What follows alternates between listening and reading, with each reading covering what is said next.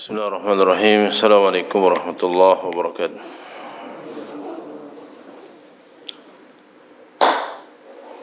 Alhamdulillah. Nahmaduhu wa nasta'inuhu wa nastaghfiruhu wa nastahdihi wa natubu ilayh. Ashhadu an la ilaha illallah wahdahu la sharika lah. وأشهد أن نبينا محمدا عبده ورسوله اللهم صل وسلم وزد وبارك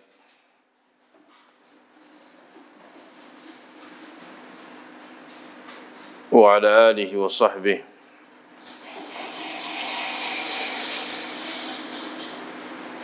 ومن تبعهم بإحسان إلى يوم الدين أما بعد.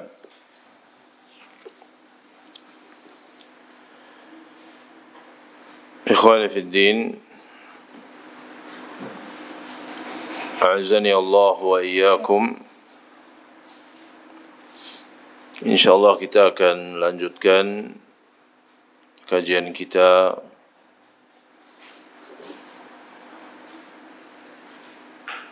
sampai pada bab yang ke-29,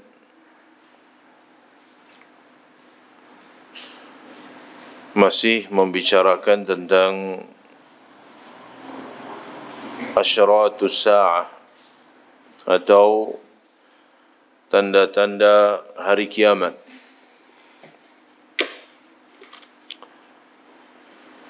Qala al-muallif hafizahullahu ta'ala wa ra'ahu,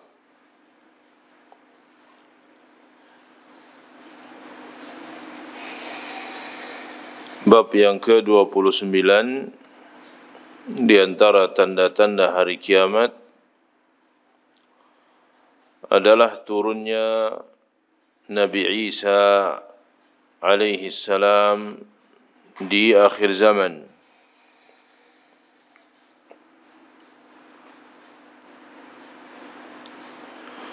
Ahlus sunnah wal jamaah mengimani tentang turunnya Nabi Isa alaihi salam di akhir zaman, bahwa Nabi Isa akan turun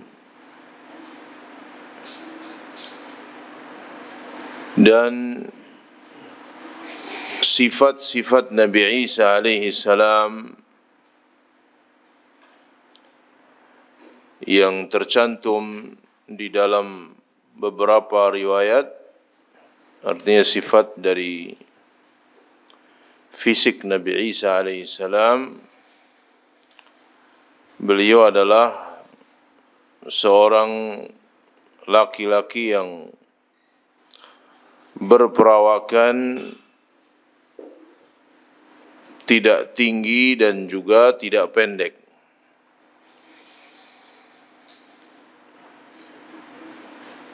Beliau memiliki kulit yang kemerah-merahan. Kemudian beliau keriting rambutnya, bidang dadanya, dan rambutnya meneteskan air, seolah-olah beliau baru keluar dari kamar mandi. Dan beliau membiarkan rambutnya terurai sehingga memenuhi kedua pundaknya.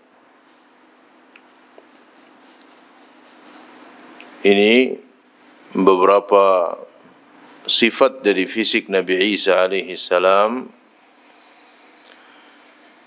yang disebutkan di dalam beberapa riwayat.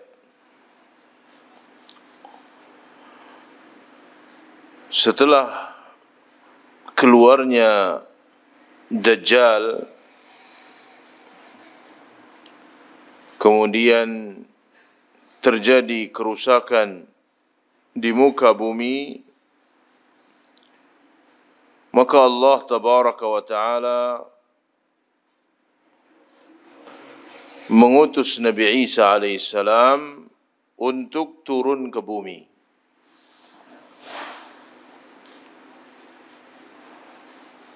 Disebutkan di dalam sebuah riwayat bahwa beliau turun di Menara Putih yang terletak di sebelah timur kota Damaskus di Syam atau di Syria. Beliau menggunakan dua pakaian yang dicelup sambil meletakkan kedua tangannya pada sayap dua malaikat. Apabila beliau menundukkan kepala, maka seolah-olah meneteskan air. Apabila beliau mengangkat kepala, maka berjatuhanlah tetesan-tetesan itu seperti mutiara.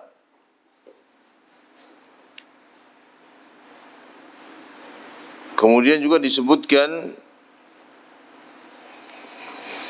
tidak ada seorang kafir pun yang mencium nafas Nabi Isa alaihissalam melainkan akan mati. Padahal nafas beliau sejauh mata memandang. Ini sebagaimana disebutkan di dalam riwayat Imam Muslim dari hadis Nawas bin Sam'an. Nabi Isa alaihissalam turun di tengah golongan yang dimenangkan. Beliau turun di tengah golongan yang dimenangkan oleh Allah tabaraka wa ta'ala, artinya di tengah-tengah kaum mukminin.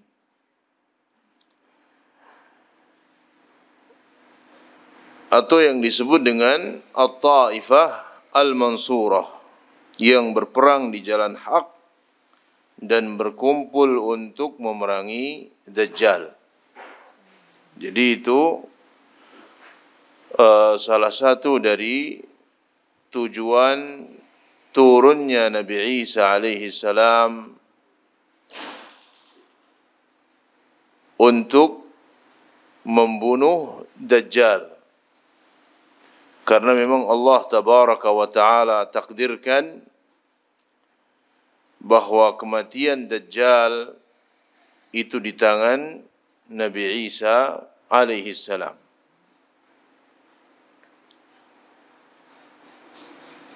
Ini juga disebutkan di dalam sebuah hadis yang diriwayatkan oleh Imam Muslim, Imam Ahmad dan yang lainnya dari hadis Jabir bin Abdullah.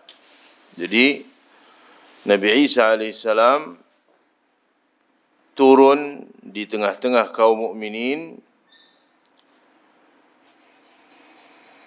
dan mereka berperang bersama Nabi Isa dan berkumpul untuk memerangi Dajjal yang telah membuat kerusakan di bumi. Kemudian juga disebutkan dalam sebuah riwayat bahwa beliau turun pada waktu ditegakkannya solat subuh. Beliau turun ke dunia ini, ke bumi ini pada saat ditegakkannya salat subuh. Dan beliau salat di belakang pemimpin golongan tersebut. Artinya apa? Nabi Isa alaihissalam turun ke bumi bukan membawa syariat baru, tetapi beliau mengikuti syariat Nabi Muhammad sallallahu alaihi wasallam. Di antara yang menunjukkan akan hal tersebut bahwa beliau salat di belakang pemimpin ya yang ada pada saat itu, yaitu Imam Mahdi. Turunnya Nabi Isa alaihissalam di akhir zaman yang itu merupakan asyratus sa'ah al-kubra, tanda-tanda hari kiamat yang besar. Artinya sudah dekat dengan hari kiamat. Dan kita wajib mengimaninya. Ya. Karena berita ini dari Nabi SAW dan ada isyarat di dalam Al-Quran. Maka kita wajib untuk mengimaninya. Dan ini termasuk salah satu dari cabang keimanan kepada hari akhir. Ya, termasuk dari cabang keimanan kepada hari akhir. Bahkan riwayat-riwayat tentang turunnya Nabi Isa alaihi salam, riwayat-riwayatnya adalah mutawatir. Artinya diriwayatkan dari banyak jalan para sahabat ridwanullah alaihim jami'an, sehingga diriwayatkan oleh lebih dari 25 sahabat. Artinya hadis tentang turunnya Nabi Isa alaihi salam itu derajatnya mutawatir, diriwayatkan dari banyak jalan. Adapun di dalam Al-Quran maka ada isyarat tentang turunnya Nabi Isa alaihissalam. Di antaranya adalah apa yang Allah tabaraka wa taala sebutkan di dalam surat Ali Imran ayat yang ke-55. Allah tabaraka wa taala berfirman, "Idz qala Allahu ya Isa inni mutawaffika wa rafi'uka ilayya." Dan ingatlah ketika Allah berfirman, "Wahai Isa, aku mewafatkanmu dan mengangkatmu kepadaku, wa mutahhiruka minal ladzina kafaru, dan mensucikanmu dari orang-orang kafir, wa ja'ilul ladzina ittaba'uka fawqa alladzina kafaru ila yaumil qiyamah, dan menjadikan orang-orang yang mengikutimu di atas orang-orang kafir hingga hari kiamat. Thumma ilayya marji'ukum, kemudian hanya kepadaku tempat kembali kalian. Fa'ahkumu bainakum, kemudian aku akan menghukumi di antara kalian. Fima kuntum fihi takhtalifun, di dalam apa yang kalian perselisihkan. Para ahli tafsir mereka berbeda pendapat tentang firman Allah, "Inni mutawaffika wa rafi'uka ilayya." Sesungguhnya aku mewafatkanmu dan mengangkatmu kepadaku. Ya, jadi para ahli tafsir mereka berbeda pendapat. Menurut Qatadah, beliau seorang tabi'in, ya, Qatadah bin Da'amah, dan para ulama yang lain mengatakan ini merupakan bentuk kalimat dalam bentuk muqaddam dan muakhar. Artinya kalimat, bentuk kalimat yang mendahulukan apa yang seharusnya ada di akhir dan mengakhirkan apa yang seharusnya didahulukan. Kedudukan sebenarnya adalah inni rafi'uka ilayya wa mutawaffika. Ya. Kedudukan artinya urutan yang sebenarnya dari makna ayat tersebut adalah aku mengangkatmu kepadaku dan mewafatkanmu.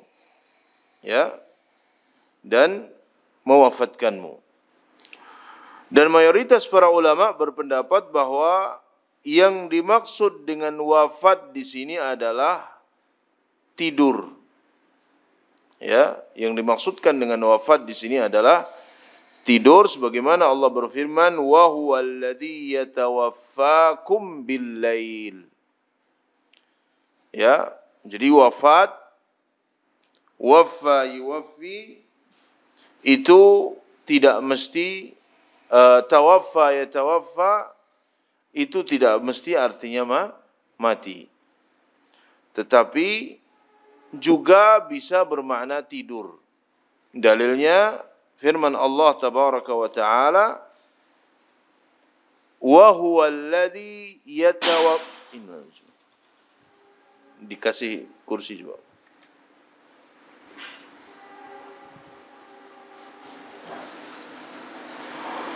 Wa huwa alladhi yatawaffakum bil-lail. Dialah Allah tabaraka wa taala yang telah mewafatkan atau menidurkan kalian di malam hari.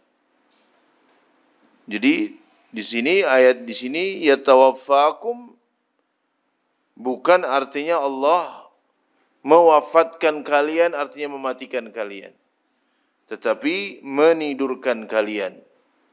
Huwallazi yatawaffakum bil-lail. Dan ayat yang tadi, inni rafi'uka ilayya, inni mutawaffika wa rafi'uka ilayya. Maka sebagian para ulama membawa makna al-wafat di sini dengan an-naum, artinya tidur. Allah juga berfirman, Allahu yatawaffal anfusa hina mautiha wallati lam tamut fi manamiha. Allah yang mewafatkan atau yang memegang jiwa orang ketika matinya dan memegang jiwa orang yang belum mati pada waktu tidurnya. Di sini juga disebut sebagai wafat dalam surat Az-Zumar ayat 42.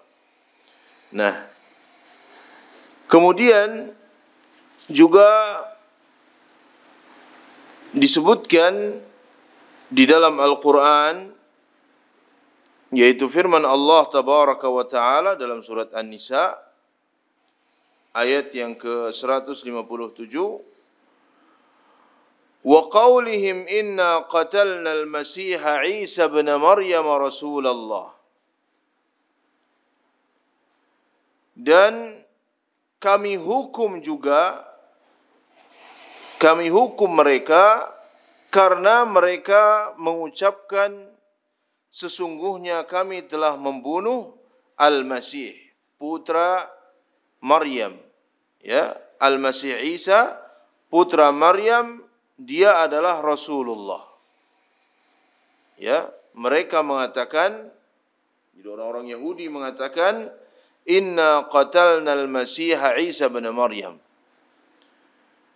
Sesungguhnya kami telah membunuh Al-Masih Isa bin Maryam Rasulullah. wa ma qataluhu, padahal mereka tidak membunuhnya.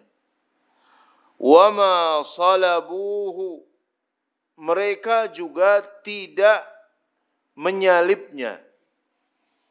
Ya, tidak menyalibnya di tiang salib. Walakin syubbiha lahum, tetapi yang mereka bunuh adalah orang yang diserupakan dengan Isa. Wa innal ladzina ikhtalafu fihi lafi syakkin minhu, dan sesungguhnya orang yang berselisih pendapat tentang pembunuhan Isa selalu dalam keraguan-raguan tentang yang dibunuhnya itu. Ya, tentang siapa yang sebenarnya dibunuh. Ma lahum bihi min ilmin illa tiba'adh dhann. Mereka benar-benar tidak tahu siapa sebenarnya yang dibunuh, melainkan hanya mengikuti prasangka atau persangkaan belaka. Wa ma qataluhu yaqinan, dan mereka tidak yakin telah membunuhnya. Bal rafa'ahu Allahu ilaih, tetapi Allah mengangkat Isa ke hadiratnya. Wa kana Allahu azizan hakima, dan Allah Maha perkasa lagi Maha bijaksana. Jadi Allah mengangkat Nabi Isa dalam keadaan hidup dengan ruh dan jasadnya. Ya, dan beliau tidak dibunuh. Wa ma qataluhu, mereka mengatakan inna qatalna al-Masih ibn Maryam, tetapi Allah bantah, wa ma qataluhu, mereka tidak membunuh Isa. Wa ma salabuhu, mereka juga tidak menyalib Isa.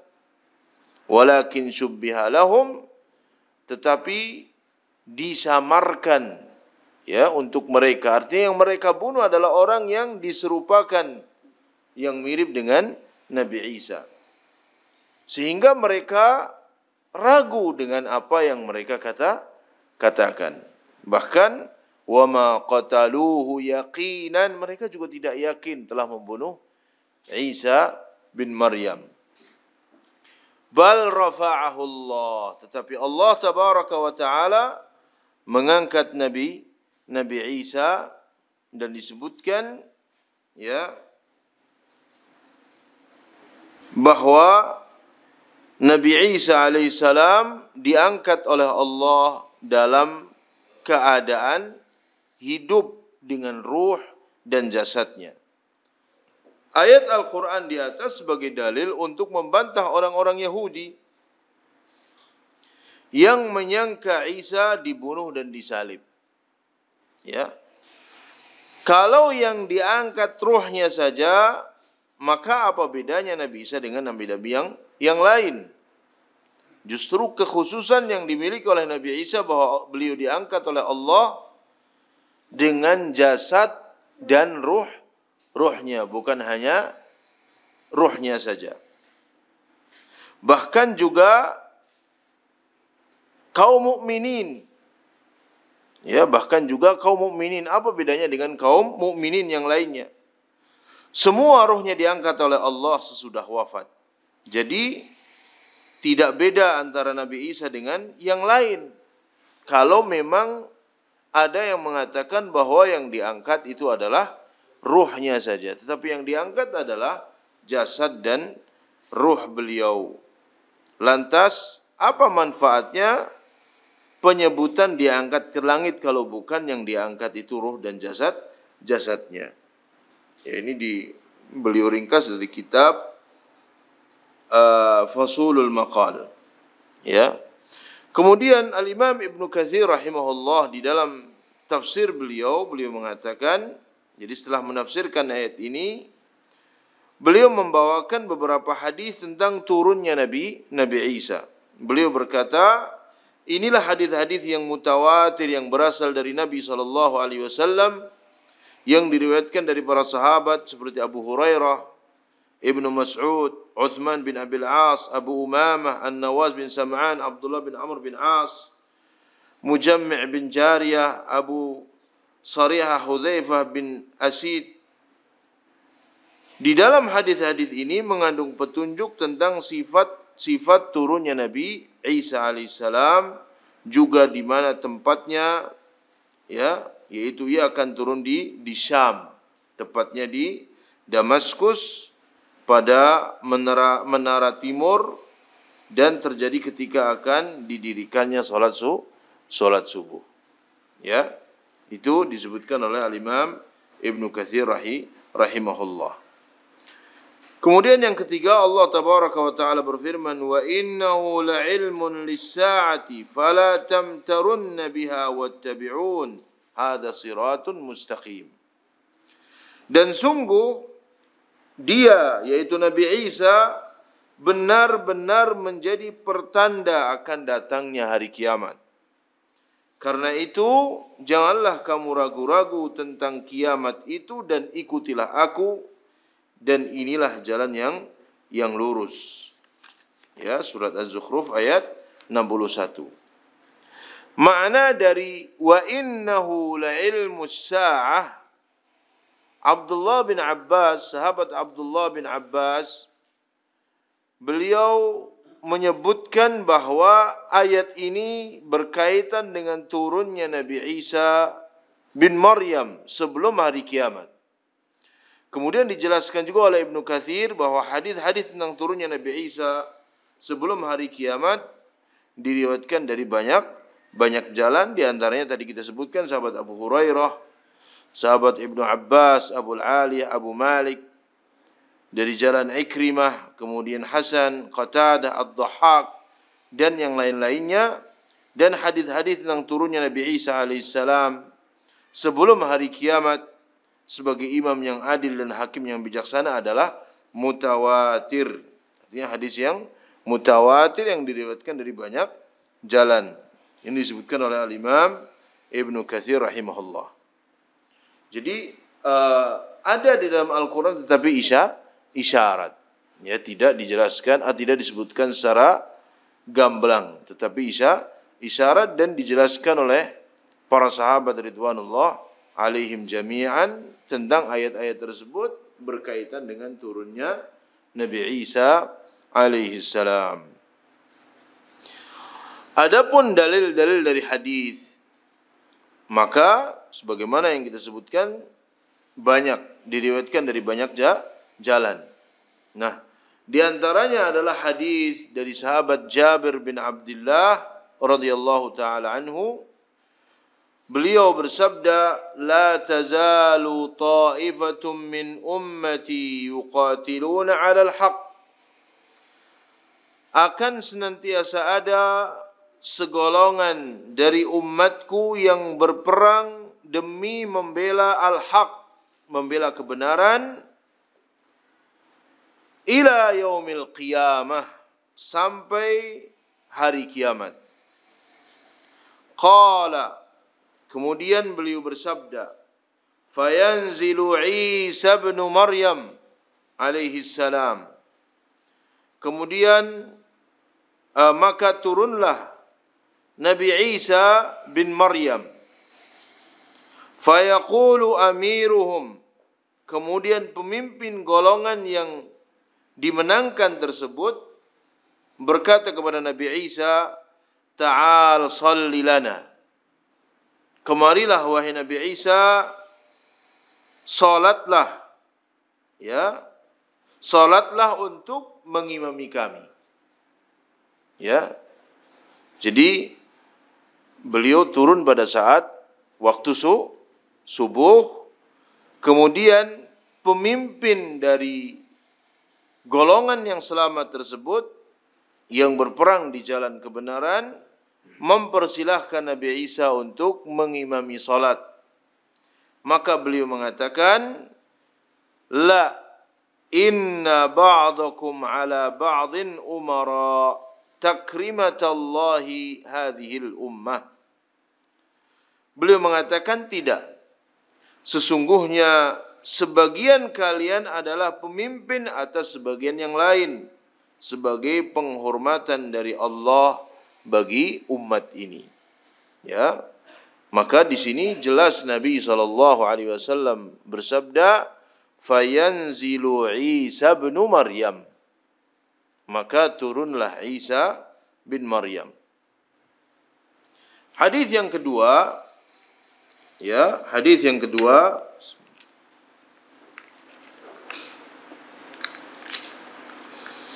beliau bersabda, walladzi nafsi biyadihi, demi yang jiwaku berada di tangannya, la yushikanna an yanzila fikum ibnu Maryam alaihissalam, demi yang jiwaku berada di tangannya, sudah dekat saatnya di mana akan turun kepada kalian Isa bin Maryam, hakaman adlan. Nabi Isa turun sebagai hakim yang adil. Fayaksiras salib, dia, artinya Nabi Isa akan menghancurkan salib. Wa yaqtulal khinzir, dan akan membunuh babi-babi. Wa yadha'al jizyah, dan akan menghapus jizyah atau upeti. Wa yafidhal malu, dan akan melimpah ruah harta benda, hatta la yaqbalahu ahadun, sehingga karena melimpahnya harta benda tidak ada lagi seorang pun yang mau menerima harta tersebut. Di sini Nabi juga secara jelas menyebutkan, la yushikanna ayyanzila fikum ibnu Maryam, sudah dekat waktunya turun Nabi Isa. Sudah dekat waktunya di mana akan turun Nabi Isa. Kemudian hadis yang ketiga, ya, di sini beliau menyebutkan terjemahan dari hadis tersebut, hadis yang diriwayatkan oleh Imam Abu Dawud dan yang lainnya. Beliau bersabda yang artinya para nabi itu bersaudara seayah. Ya, ayahnya sama dari keturunan yang sama, yaitu Nabi Adam. Sedangkan ibu mereka berbeda-beda dan agama mereka satu, yaitu agama Islam. Semua para nabi itu agamanya satu, yaitu agama Islam. Aku adalah manusia yang paling dekat dengan Isa bin Maryam, karena tidak ada nabi lagi antara dia dan aku. Tidak ada nabi lagi antara dia dan aku, antara nabi dengan Nabi Isa. Karena Nabi SAW, Nabi kita Muhammad SAW, beliau adalah khatamul anbiya, penutup para nabi. Maka tidak ada lagi setelah Nabi Muhammad SAW. Yang ada adalah hari kiamat. Sedangkan turunnya Nabi Isa, beliau sebagaimana yang tadi kita sebutkan, bukan dalam rangka membawa syariat baru. Bahkan beliau mengikuti syariatnya Nabi Muhammad SAW. Buktinya beliau salat di belakang pemimpin kaum muslimin. Ya. Kemudian dia akan turun, kata Nabi. Jika kalian melihatnya, maka kenali oleh kalian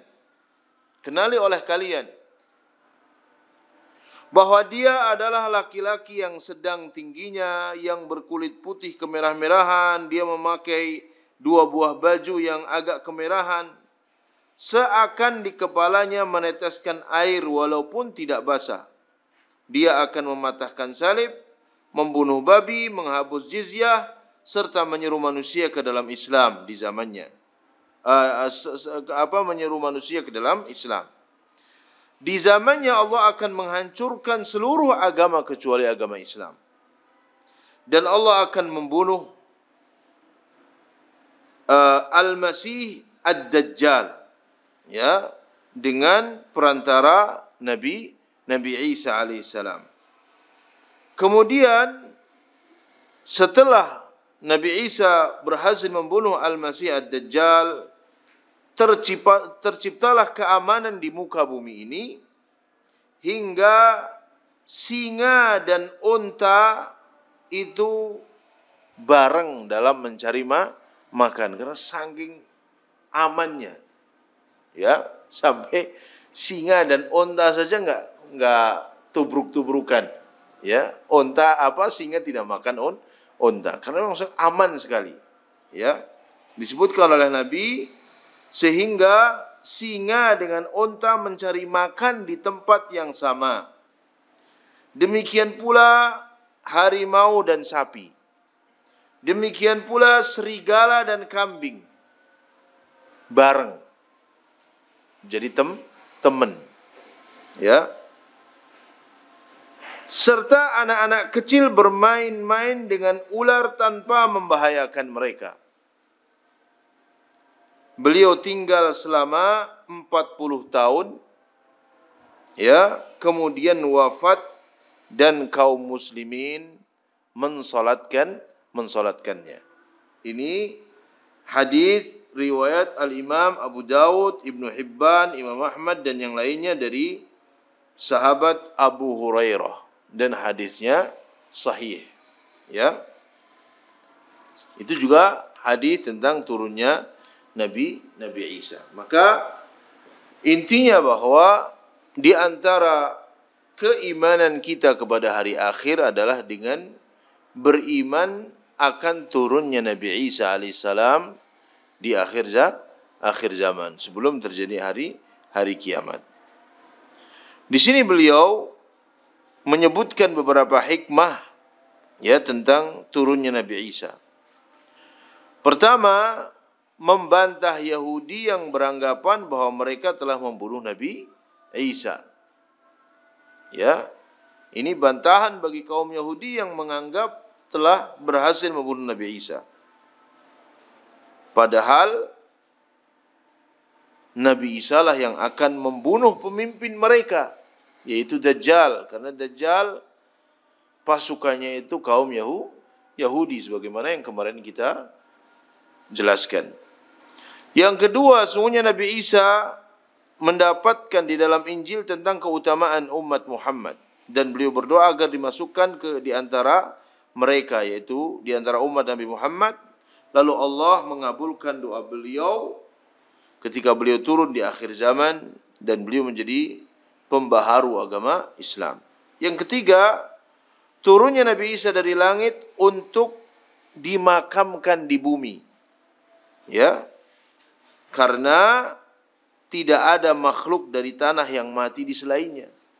Maka Allah turunkan untuk nantinya beliau diwafatkan Allah di bumi, kemudian dikuburkan. Kemudian turunnya Nabi Isa membongkar kebohongan kaum Nasrani. Ya, karena beliau menghancurkan salib, membunuh babi yang sangat mereka senangi, ya, dan menghapus upeti.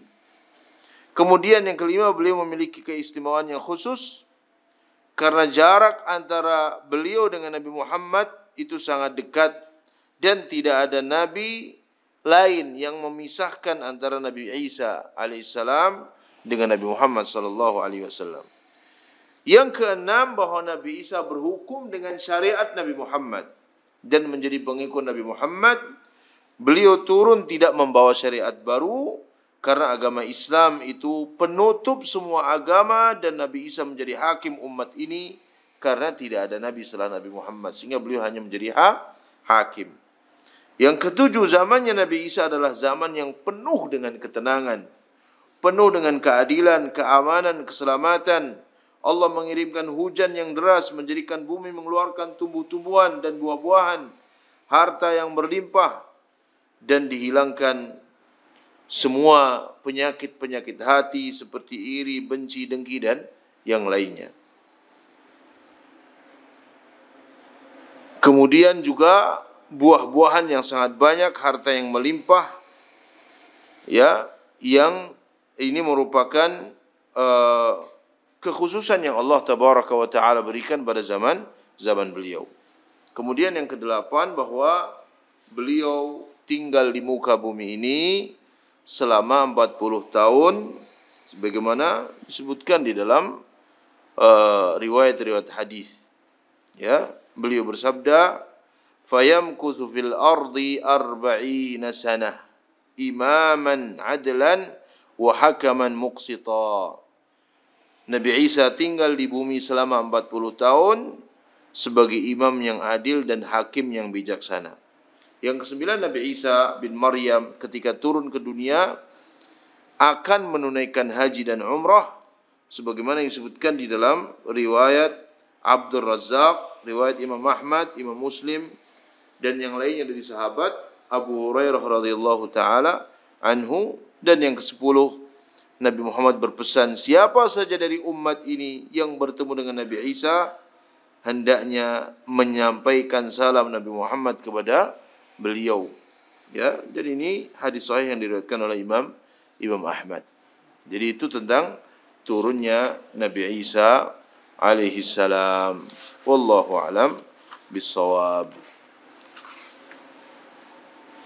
Insyaallah pekan depan kita lanjutkan bab yang ke-30 tentang keluarnya Ya'juj dan Ma'juj, yang itu juga terjadi pada zaman Nabi Isa alaihi salam setelah beliau berhasil membunuh Dajjal. Wallahu alam bissawab. Sallallahu ala nabiyyina Muhammad wa ala alihi wa sahbihi wasallam. Subhanakallahumma bihamdika asyhadu an la ilaha illa anta astaghfiruka wa atubu ilaik.